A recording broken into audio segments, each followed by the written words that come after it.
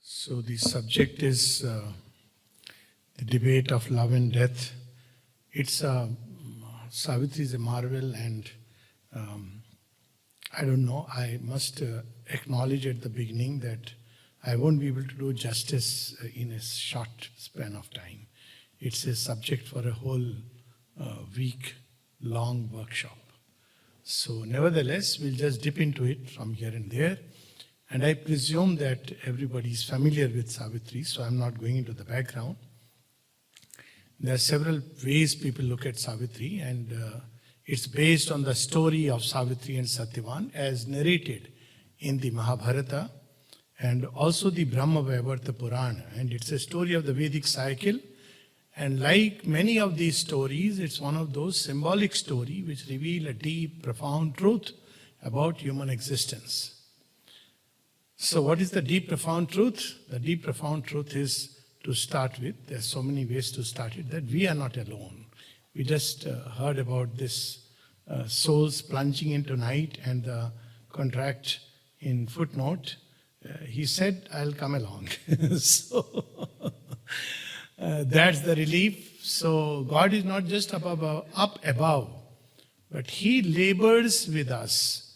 He has become this world, and this makes a world of difference in our understanding and relating with this world of forms and names and all the forces that operate.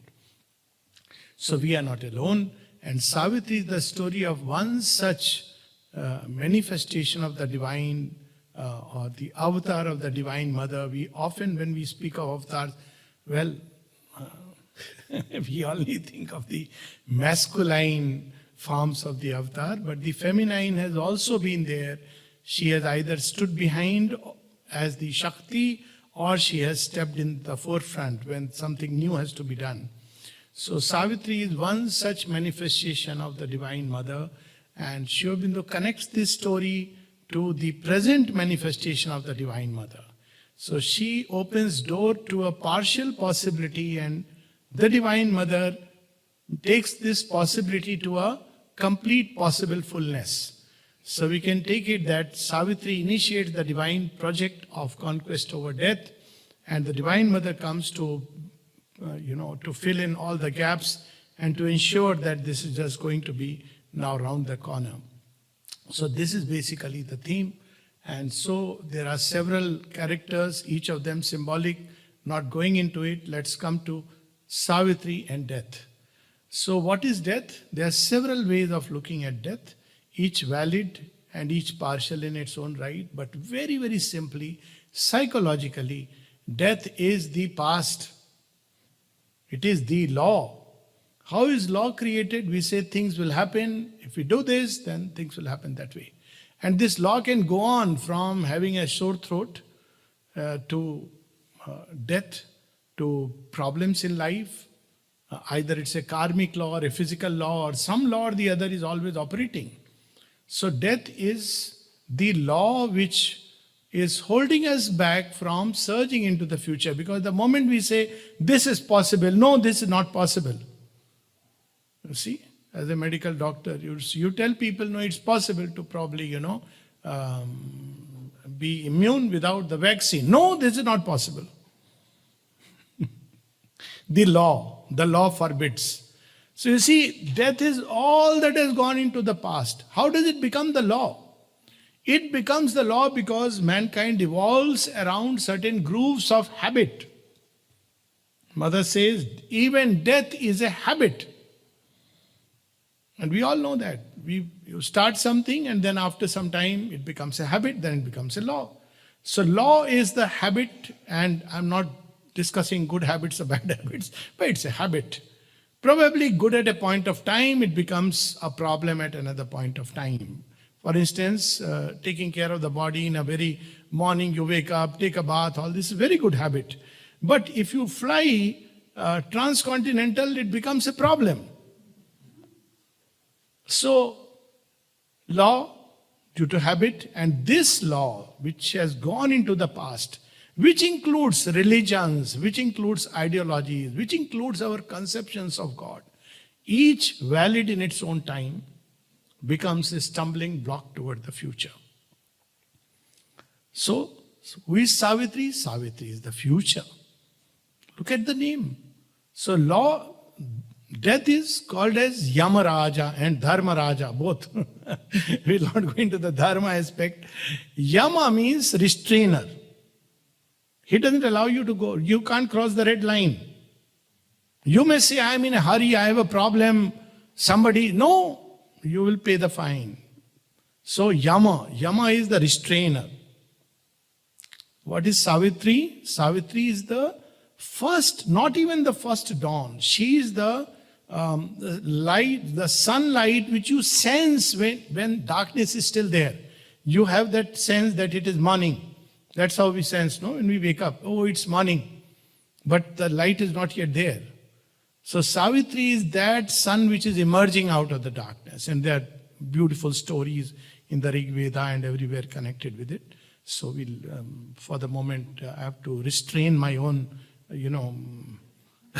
urge to flow with all these countless stories. But nevertheless, we come straight to this. Savitri is the future, just as the light of the sun brings the future. But we habitually go on with the past. We don't take it as a possibility to recreate ourselves. We don't say, okay, yesterday I was like this, but today I'm going to be better.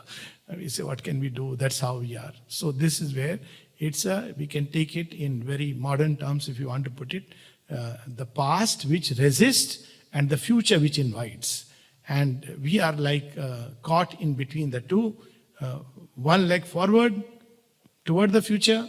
But if we don't lift the left leg, or whatever, one leg is in the future, if we don't lift the other leg, we'll be stuck.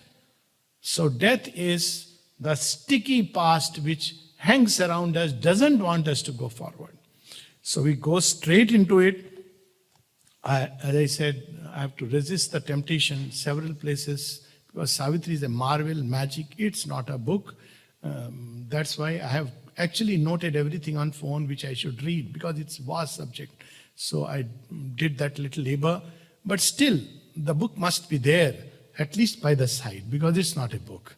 It's magic, it's marvel, it's a presence, it's a living word, it's the word body of Sri Aurobindo and the mother. Just keeping it by the heart has magic. And again, so many wonders I know. One was of a Swamiji with following, running into many more than Sri Aurobindo. Okay, and with many more centers all over the world. But nice person, he calls me, he had a lot of high regard, and I am traveling, every time I travel by air, I get this air sickness. So what should I do? I said, carry Savitri with you. He doesn't understand much of English. I said, just hold it. So he said, okay. So when he landed, he gives me a call. He says, Alokji, what a magic you told me. I was just holding, first time in my life I never had an air sickness. Now this is not to propagate miracles, okay, I don't believe that. But just to tell you, it's a living consciousness. It should not be treated like a book. So that's how it is. So first thing first, I'll just read a little thing from here and then go on to my phone. So basically, we have this idea of God. Everybody says God is one. So I love to poke my nose and say, but which God? Problem starts there. I'm not even talking of religions, labeled religions, but even in the same religion, even in the same path, you have different conceptions of God. For example, I have heard people say, oh, mother is angry. Mother herself has said that, I don't judge people, I don't condemn. But you'll hear, mother is angry. In followers of, oh, this man got punished because of this reason. This is not mother, it's mother of our own conceptions. And mother herself has said that that's why when people do these things, that's bad enough. But when they use my words as a quote, that makes it worse. So here is the God that death has imagined. That means in our past, the ideas of God. So he says that, he says, if you worship me, death is saying, he's a very boastful fellow. If you worship me, I'll grant you release. Because actually, you think that God is this and God is that, but He has given sorrow and suffering so that we can remember Him. I am always shocked when people believe this. Who could be more perverse than giving you sorrow so that you remember Him? Just imagine, a good human being won't do that. Decent human being. But this is the God that we have conceived. And much worse things, we all know, have been done and are being done in the name of God. And then we say all gods are one. God is one, but our conception, this is the image. So Savitri first sets the record right.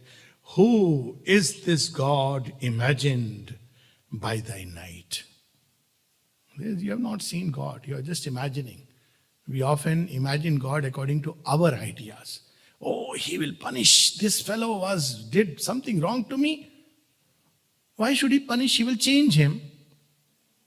That we don't like. If God says, I am going to change this fellow.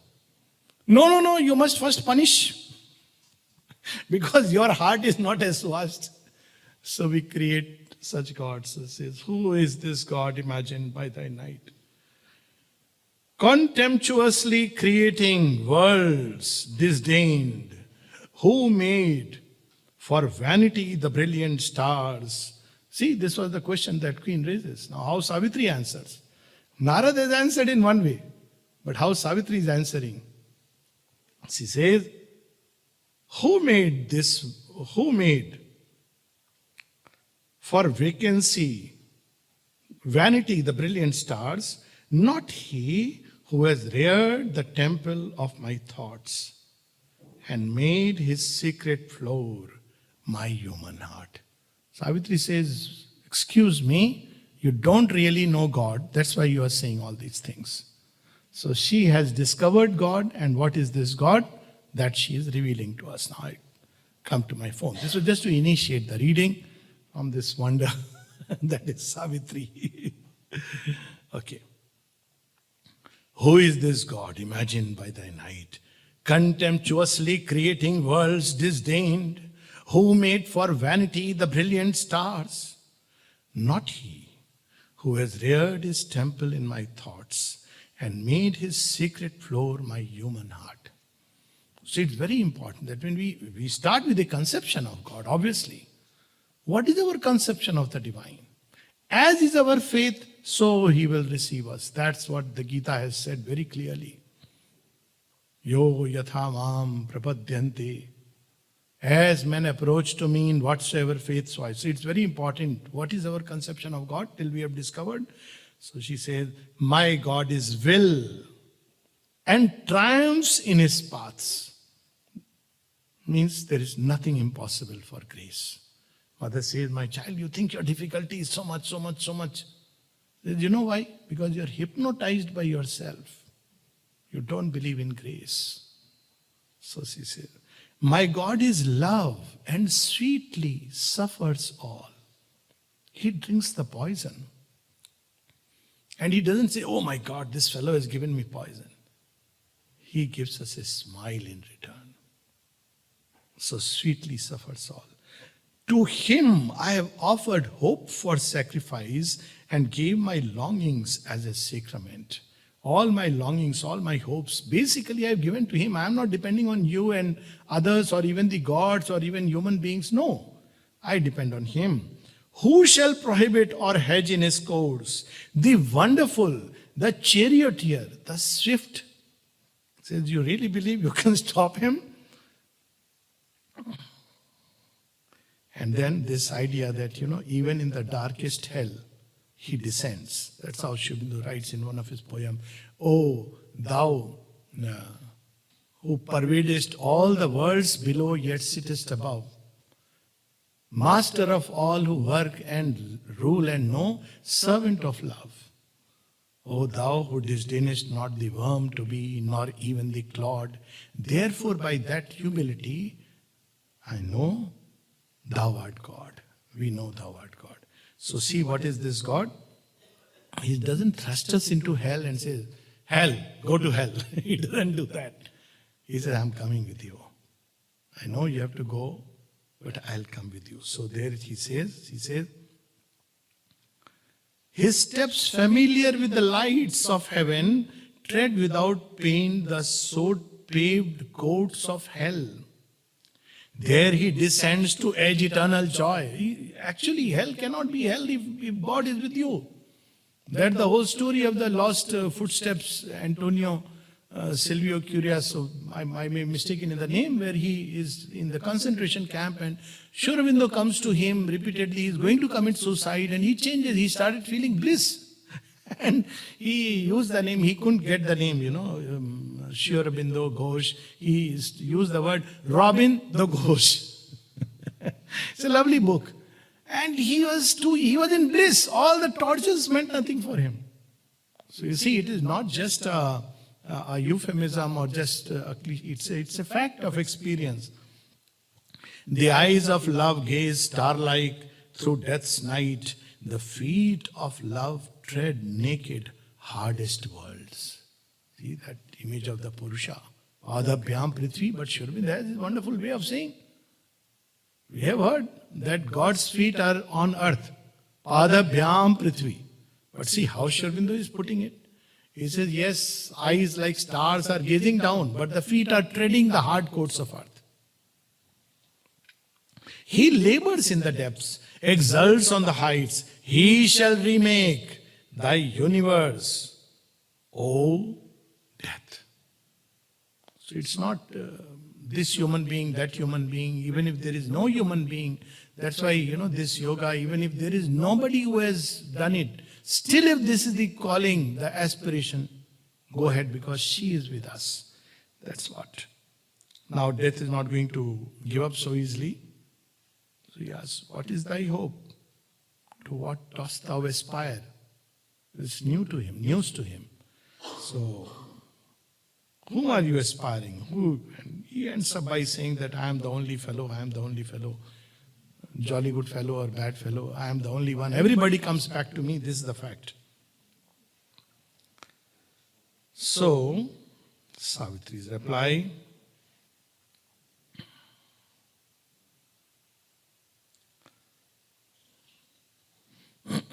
And he has logic.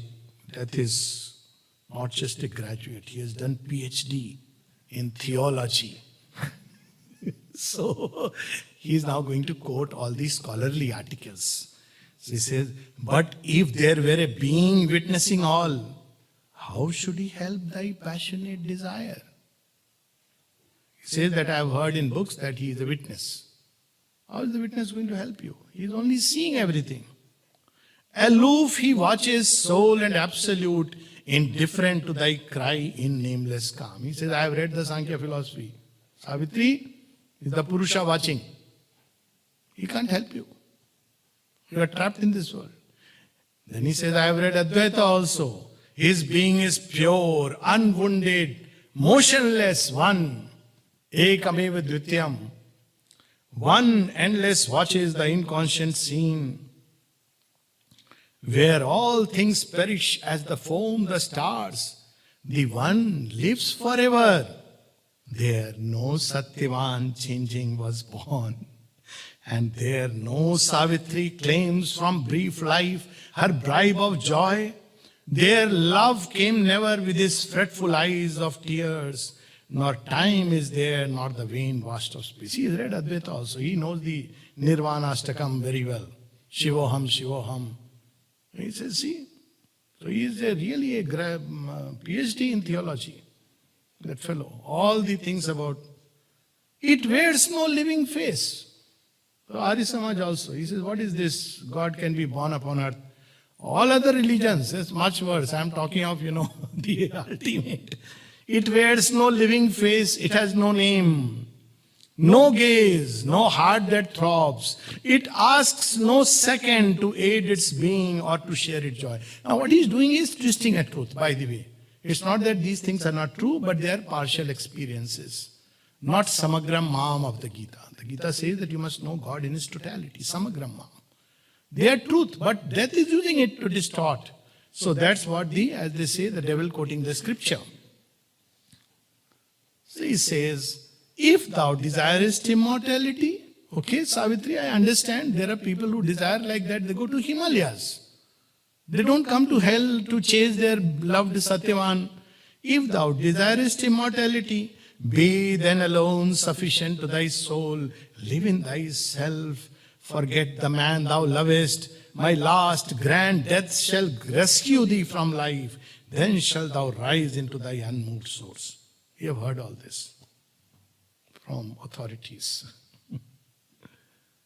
Savitri replies. She knows God. See, that's why there's the difference between a knower and a reader.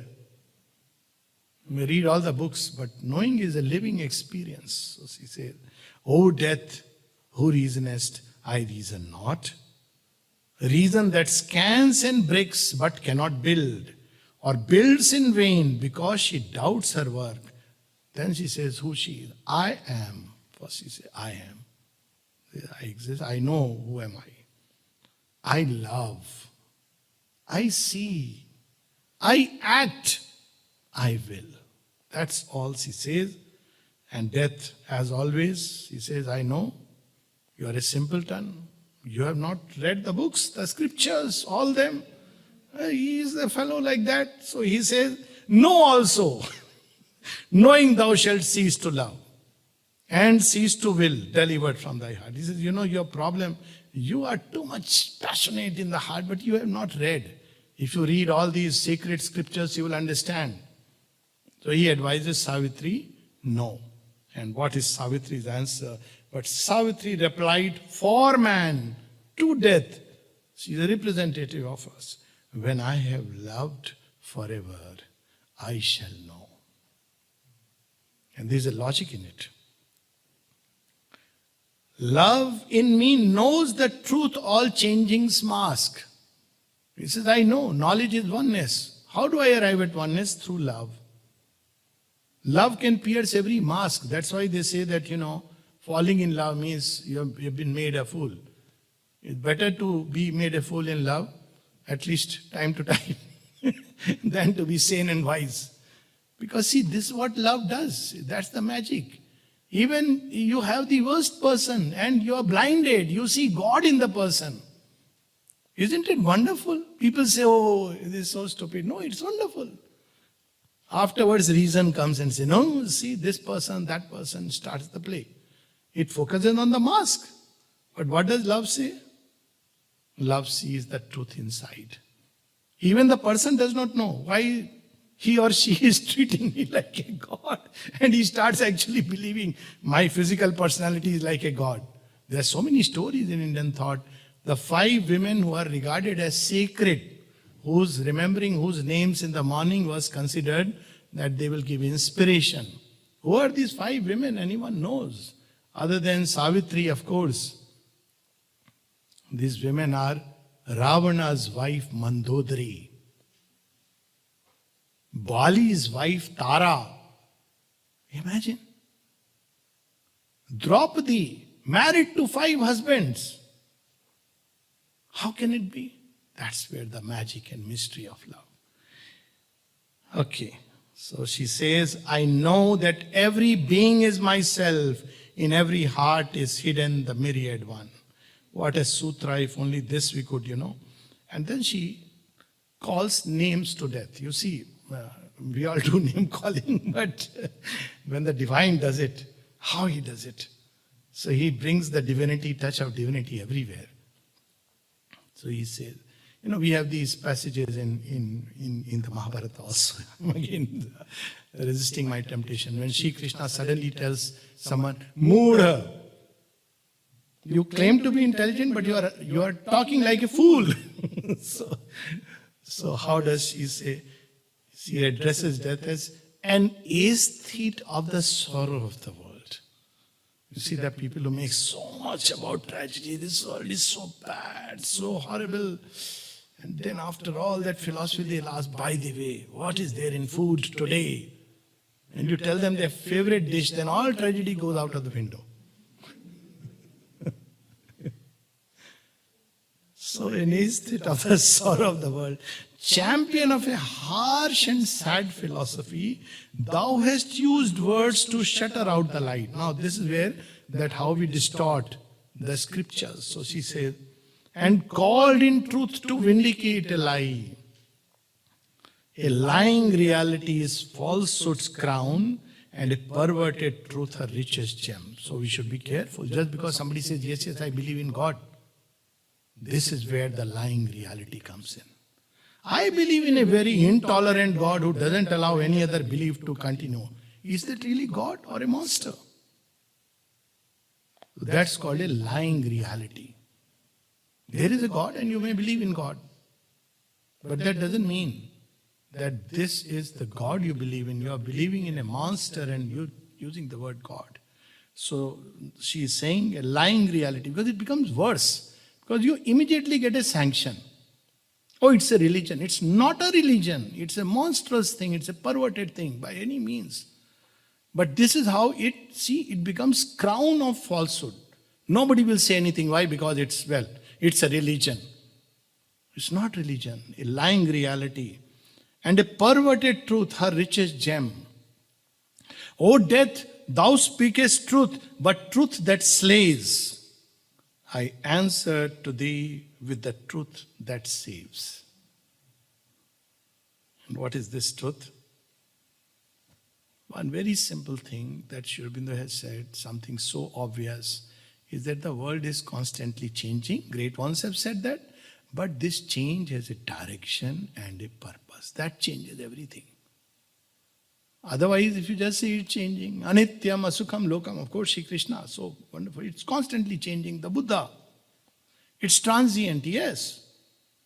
But look at the marvel that with transient things we build immortal truths.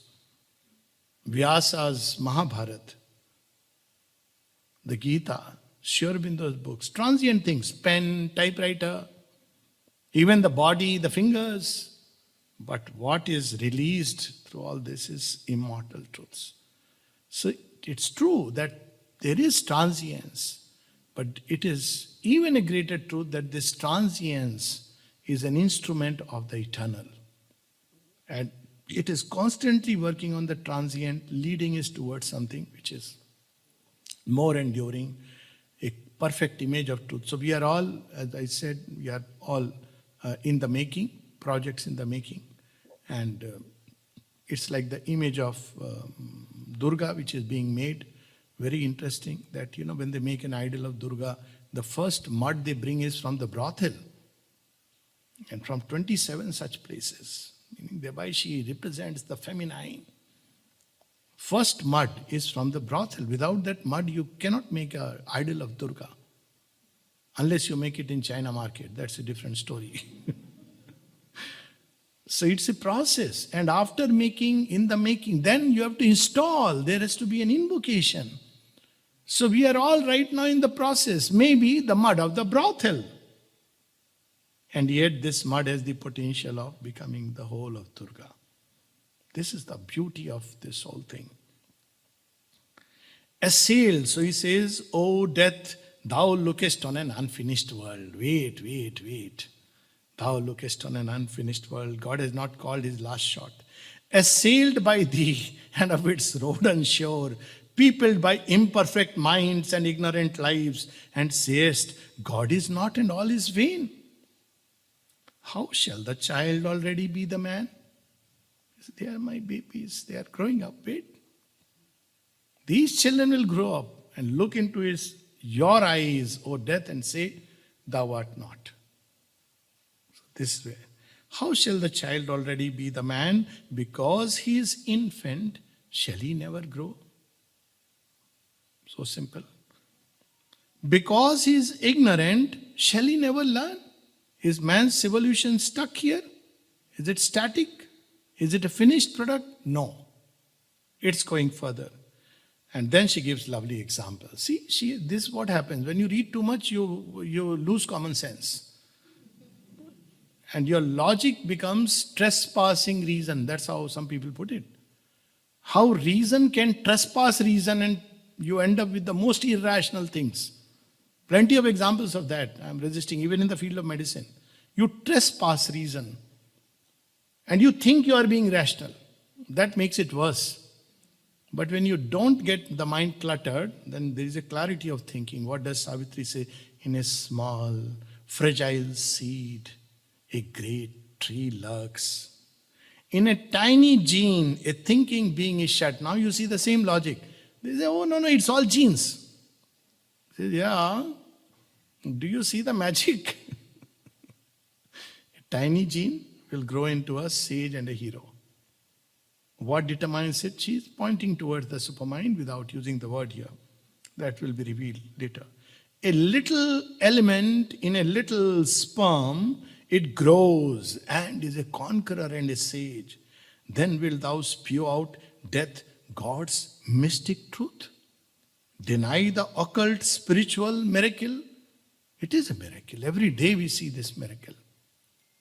Till date, there is no correct understanding, beyond doubt, how these genes operate with their switches on and switches off and randomly and replicate what they are meant to replicate. They act as if they are conscious creatures. And that's the whole, anyways, the dialogue. But that's where, still will thou say there is no spirit, no God. And so, she says, in God concealed, the world began to be. Tardily it travels towards manifest God. So what is God concealed?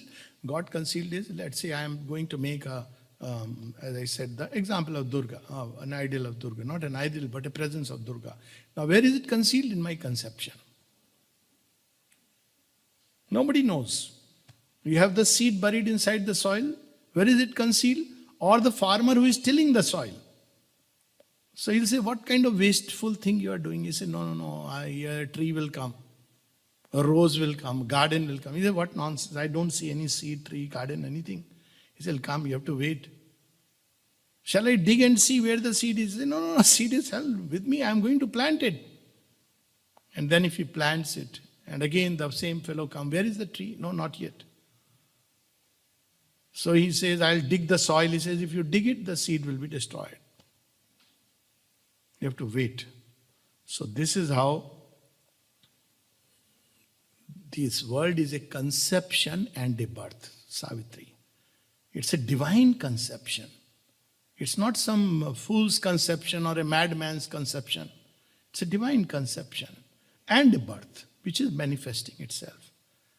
And slowly it is developing towards the truth it is meant to be. So there is hope for all of us. Our imperfection towards perfection toils. The body is the chrysalis of a soul. We look at the body, we forget the butterfly is yet to emerge.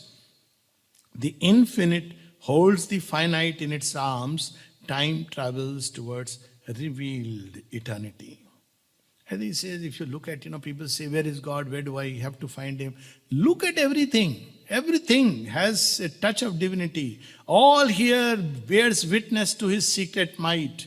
In all we feel his presence and his power. Shubindu, in who, how he will narrate it? In the blue of the sky, in the green of the forest. Whose is the hand that has painted the glow? When the winds were asleep in the womb of the ether. Who was it raised them and bade them to blow? And then he goes on to say, in the laughter of boy, in the strength of a man, in the beauty of woman, everywhere you see that. So she says, a blaze of his sovereign glory is the sun. You can pick up anything. And it can become an entry point for God. A glory is the gold and glimmering moon. A glory is his dream of purple sky. A march of his greatness are the wheeling stars. And some of these things you can't, like in flight I was watching how this color blue from that. It's so amazing. Nothing is there except this blue color. And you are lost in an epiphany of the divine presence, which is everywhere in everything. His laughter of beauty breaks out in green trees. His moments of beauty triumph in a flower. Beauty is his footprint showing us where he has passed. And religion is his footprint showing where he has paused. So, I'm talking of fixed, organized religions where, it stops with the whatever beginning. So, his ways challenge our reason and our sense by blind brute movements of an ignorant force. By means we slight as small, obscure or base. The atoms, for example, a greatness founded upon little things. He has built a world in the unknowing void. So, he said, oh, this is very good, but the fact is there is evil. Okay, come back. Don't digress. There are really wicked people. They are dangerous fellows. So he says, if mind is crippled, life untaught and crude, if brutal masks are there and evil acts, they are incidents of his vast and varied plot. His great and dangerous dramas needed steps. He makes with these and all his passion play. A play and yet no play, but the deep scheme of a transcendent wisdom, finding ways to meet her Lord in the shadow and the night. So you take the Ramayana, the scriptures which most are. So you don't remember Ramayana because, oh, there was such a horrible incident. Imagine, a modern, this is so, woman is being tortured and all this. That's how you're looking at a plot. But Ramayana is not remembered for that. Ramayana is remembered for the greatness of Rama and Sita, for the eternal immortal love, which survives flames, which survives separation, which survives kidnapping, which survives everything. Similarly, you see Mahabharata pick up something in middle. My God, what a horrible scene, no? Draupadi was being disrobed. Imagine if that time CNN, BBC, everybody flashed news. What has happened to this civilization? What has happened to these people? And just imagine, Drona was silent. Bhishma was silent. Oh God, this is Armageddon. This is Pralaya. Krishna was smiling. Wait, Mahabharata is not over. So this world is unfinished. So she reveals all this and then something beautiful. This world is born out of bliss, not out of desire. This is fundamental difference. This, the Upanishad also puts it, where there is a dialogue between the guru and the student. He says that raso vaisaha, this creation of delight. And that's why we see that even in worse situations, human beings find ways and means to be happy. All that you need is to give them a pack of cards. They'll play solitaire. They'll find ways and means. That's how a hidden bliss is at the root of things. Not desire, as is told. Not Maya suddenly tricking someone. Not a cheat. A mute delight regards time's countless works. To house God's joy in things, space gave wide room. To house God's joy in self, our souls were born. But before we can be ready for the ultimate game, we have to go through the steps. The ultimate game is the greatest adventure, the divine and its manifestation. But we are not ready, so we have to start with, practice matches in. If you can't play practice match of cricket, how will you play the real test match? You have to go through. That time you'll be hurt. That's how my ambition to be a cricketer was crushed. I thought I played very well because I played for the school. But they said, okay, let's try whether you're good enough for the state level or not. And the bowler bowled first ball, I was out. Second, I was out. I couldn't even fathom where is the ball coming from. And I believed seriously that I play well as an opener. So after 3 balls, I said, you know what, change of career. I know all about cricket and I'm fairly impartial, so I'll be an umpire. So that's how my cricket career changed into umpiring.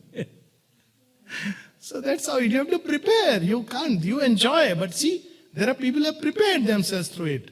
And now when they reach, they are enjoying, when a fast bowler, they are hitting a six and, everybody is taking delight. Oh my God, what a shot. It could have blown off his head. But you tell a cricketer, are you mad you are playing this?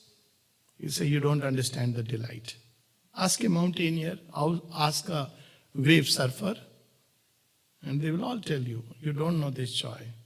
You do one thing, you just take bath in your little pond. So, at last the soul turns to eternal things. In every shrine it cries for the clasp of God.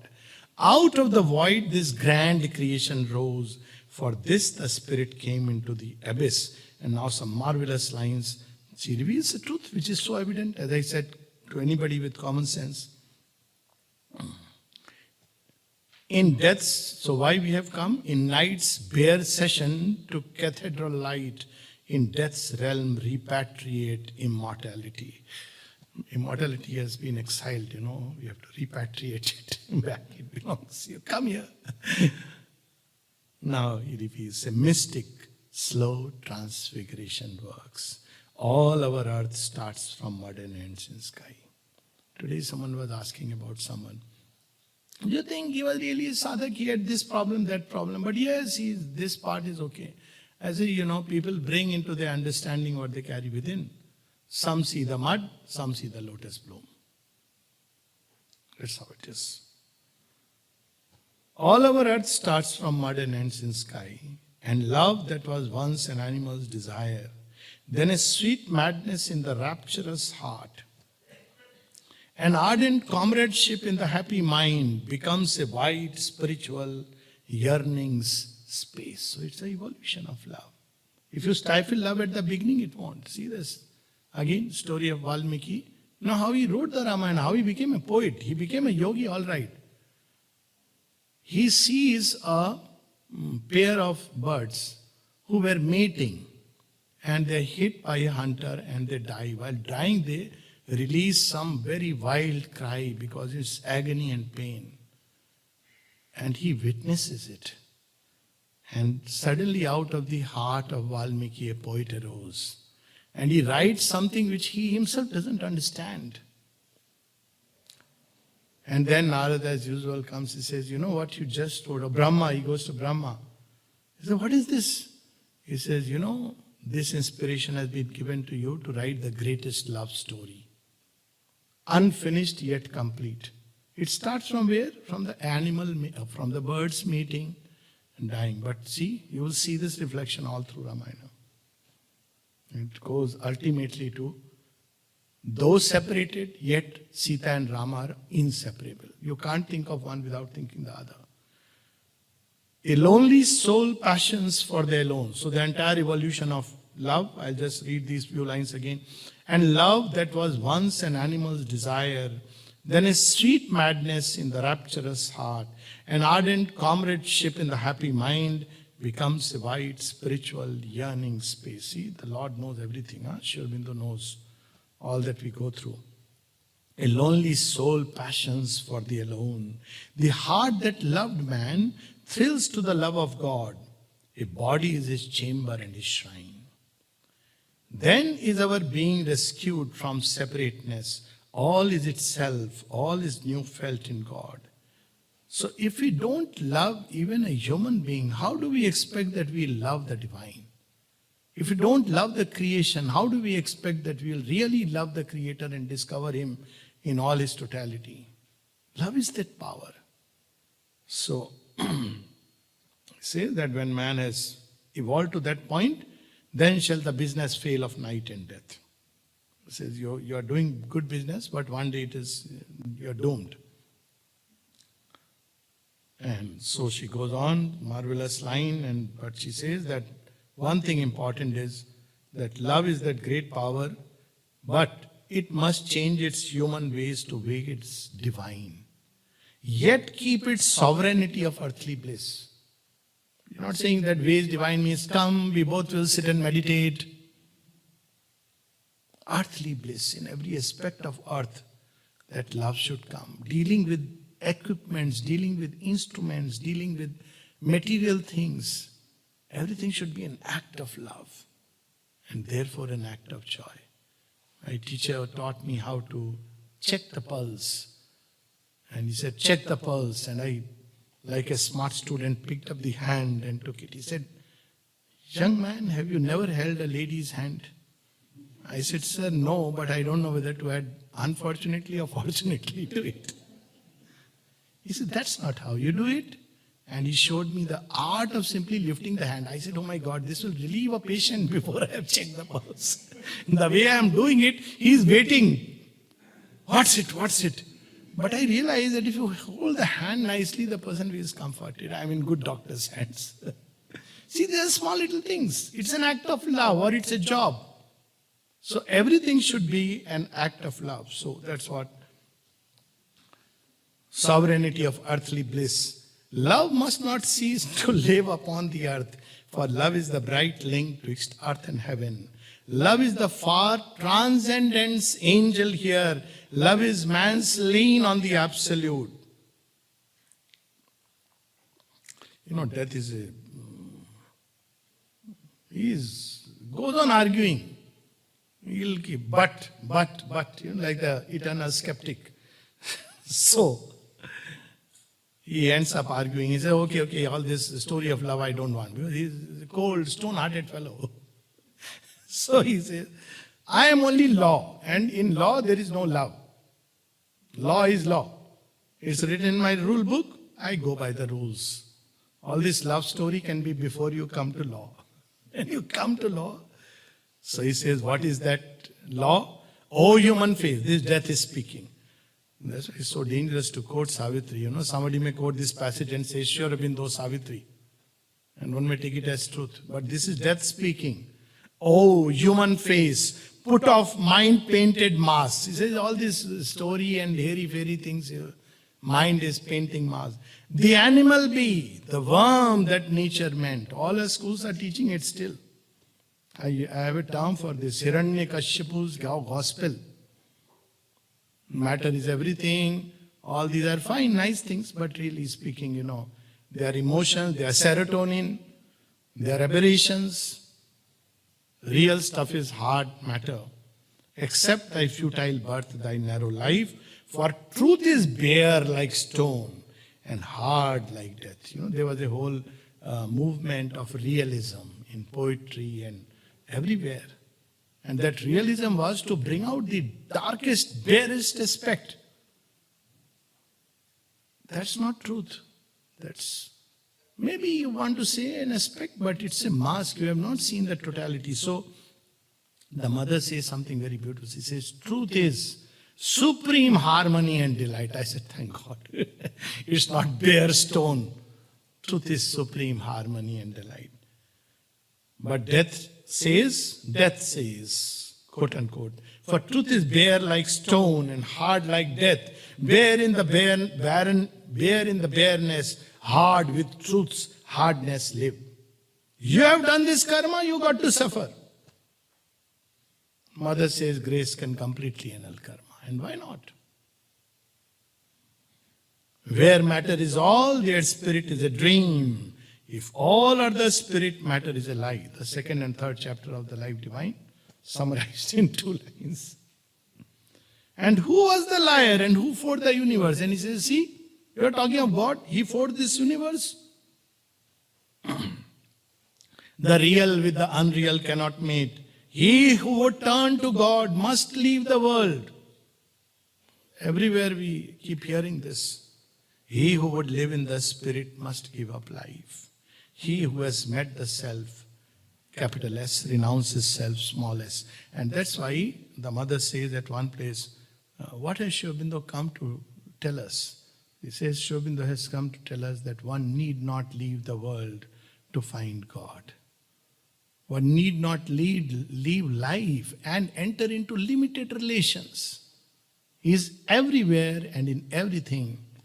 If I do not find him, it's because I have not taken the care to discover him.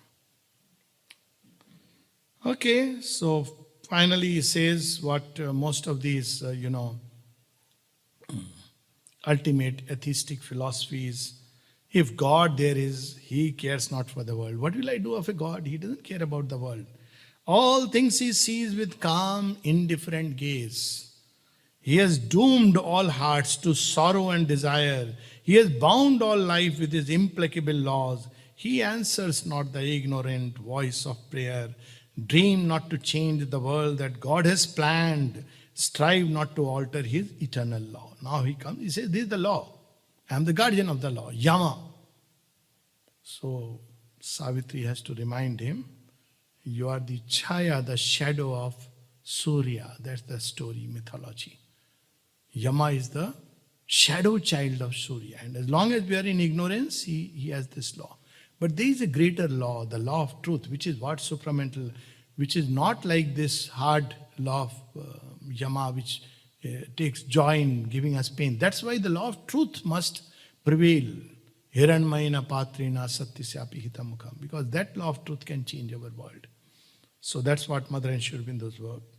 And so Savitri reminds, this is Sri Aurobindo's yoga, metaphysics. I don't like to use words metaphysics, philosophy, give it like a very, as if he thought out these things. He saw them and he is sharing with us. The world is not cut off from truth and God. This is the greatest falsehood, the mother says. To cut this world from truth and God. To create an unbridgeable gulf. In vain thou hast dug the dark and bridgeable gulf. In vain thou hast built the blind and doorless wall. Man's soul crosses through thee to paradise. So he says, well, there is nothing like that. Even beyond death, the journey continues. And then she has her own logic.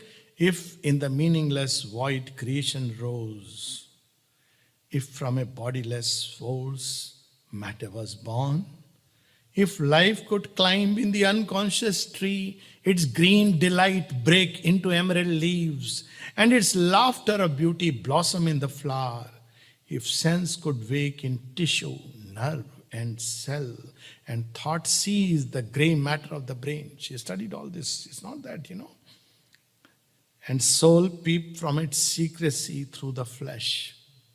How shall the nameless light not leap on men? And now she is giving the hint towards the future. And unknown powers emerge from nature's sleep. See, with the coming of man, new unknown powers emerged. They recreated the world. Animal would have never fathomed that you can paint, you can write, you can have a computer, you can go to Mars, wherever. You would have never imagined. So there are these powers which are going to emerge. Even now, hints of a luminous truth like stars arise in the mind-mooned splendor of ignorance. Even now, the deathless lovers touch we feel. If the chamber's door is even a little ajar, that's all is required. What then can hinder God from stealing in, or who forbid his kiss on the sleeping soul? So even while we are in ignorance, sleeping, keep the door a little ajar. You can come in. I am asleep. But don't knock. Don't wait for me to call you. Drop in. Break open the door. Invade me in my privacy of sleep and fill me with thee. That's how. Already God is near, the truth is close. Because the dark atheist body knows him not, must the sage deny the light, the seer his soul? So that's where we have the famous, once when Swami Vivekananda was asked, he says, but Shankaracharya doesn't say so. He says, yes, but I, Vivekananda, say so. He says, I am here to reveal my truth. You have your truth, you are fine with it. There is no argument. And another, I think it was Swami Ramtirth. So people after a talk told him, oh, hold on. I have heard you all, okay, fine, little above the head. Tell me, are you meaning to say that you have a soul? He says, no. So then what are you saying? He says, I am a soul. I have a body. He says, you got me wrong.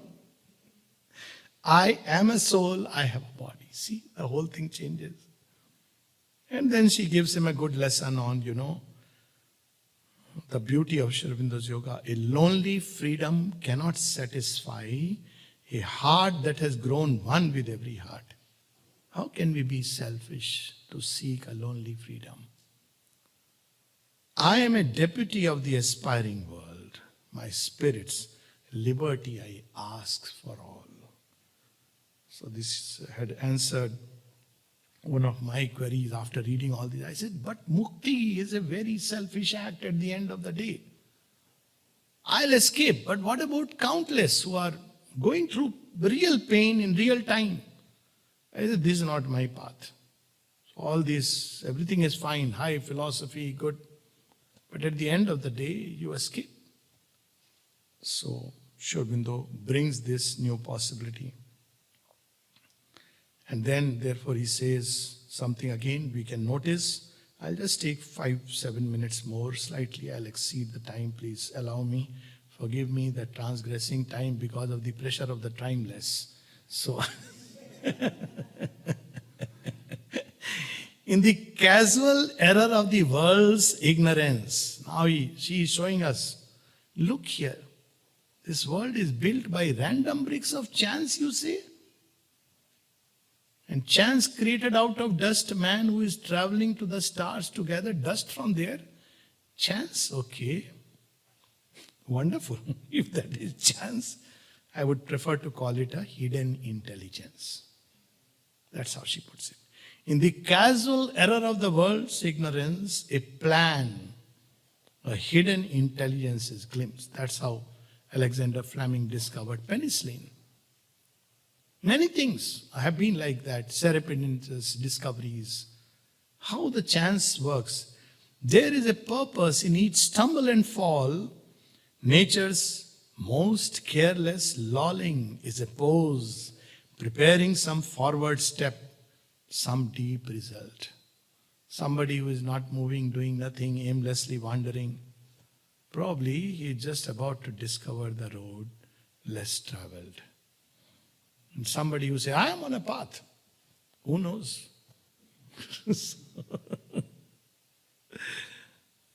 These million discords dot the harmonious theme of the evolution's huge orchestral trance. So this is what we see today, discords. It's like, if you watch a big orchestra, the one I have seen, the biggest I have seen, they must be bigger, was of 300 people. So you see that for a long time each set is playing his own, and if you think it's a discord, yes, because each one has to do his job. And then the conductor says, okay, ready. And then, so that's what is Auroville, the difficulty and the harmonious end. If our souls could see and love and clasp God's truth, this is the condition for each one to participate. Its infinite radiance would seize our hearts, our being in God's image be remade, and earthly life become the life divine. Very interesting. I've just copied till here, so it's perfect timing. But I'll read these lines again. So what is the condition actually? That all this is wonderful. What is our take-home point? What do we have to do? Well, He's the doer, He will do. But what is that point where things will be done? Can I in some way? So we must know, if at all, what is needed. It's not by mental, all kinds of theories and, bonhomie. It's not by that. You can create unity by putting people together and say, now dance together. So, one will do Bharatnatyam, the other will do, rock and roll, and you know what is going to happen. So, but how is it that gopis are able to dance in perfect rhythm? What dance are they dancing? They are dancing because each is dancing with Krishna according to Krishna's footsteps. And when we do that, we automatically create harmony. Harmony is union in the mother. You discover your own rhythm with the eternal. Dance. Somebody else's rhythm. Then when the grand orchestra or the grand dance plays, then everywhere there is the divine and the dancer. He is the eternal dancer and following his footsteps. That's why you see, we have Tandav, Nritya, Bharatnatyam, Mohiniyattam and Odissi and all these. What was the dance Krishna danced with the gopis? Not Garba, huh? Okay, Garba is the closest. I am sitting in a Gujarati home. I can't. But see the Garba dance? Everybody is a changing partner, going here, there, and But this is a super Garba. So, so what is that dance which Krishna danced? Huh? Ras. So it is called Ras Leela. How do you put, anybody teaches Ras Leela? You cannot teach Ras Leela. You can teach all other dances, including Shivatandav, but not Sivalasya, by the way. Shiva has another dance which nobody does. But you cannot teach Ras Leela. Ras Leela begins when Krishna is there. It cannot be with anything or anyone. And then you have to just obey Krishna, the divine. He is dancing, you have to keep pace and he will ensure. That's what is Ras Leela. It's the dance of delight. Ras is the dance of delight in the unfolding. So, if our souls could see and love and clasp God's truth, three things required. See. See is not like seeing that vision, but see, yeah, there is a point like that. See, yes, what Sri Aurobindo says. See, and then love. Do we love it? Without love, all meditation, this technique, that technique, it doesn't make sense. Love is what matters, and love. And then clasp God's truth. Clasp God's truth means, I want this now, nothing else. I'm ready for my ego to be lost and everything, but I just want God's truth. If our souls could see and love and clasp God's truth, its infinite radiance would seize our hearts.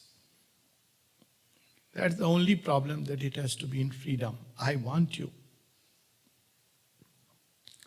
Our being in God's image be remade. And when the divine embraces you at the end, after that embrace, you will never be the same. Frankly, even in human love, an embrace does that. When there is a deep love and two people meet with that love, they are changed. That change doesn't last. That's a different story. But the divine embrace, it changes us for good, remakes us. After that, we cannot seek anything else except for that. The touching story of Surdas is blind saint, and he suddenly, he is a saint who remembers Krishna and Radha, and one day Radha comes and gives him light in the eyes. And he says that, well, he sees suddenly. And whom does he see? Not the world. He is born blind. He sees Radha. So she asks, ask any boon that you want. He says, take away these eyes. He says, after seeing you, I cannot see anything else. Sri Aurobindo's devotee will say, give me those eyes that I see you everywhere and in everyone and in everything. So Surdas is that we have to go one step further. So that's what he's describing. Last two lines. Our being in God's image be remade, and earthly life become the life divine. It's only when human beings are transformed and become in the image of the divine. That's what we are meant to be. That's what the Bible says. That's what the Purushukta says, that we are built in the image of God. But only the image is there. It must be filled with all the thought of God, the love of God, the life of the divine. And when that is filled, then our life, earthly life, become the life divine. Thank you so much, Jai Ma. Mother has saved me. I was... Okay. Jai Ma.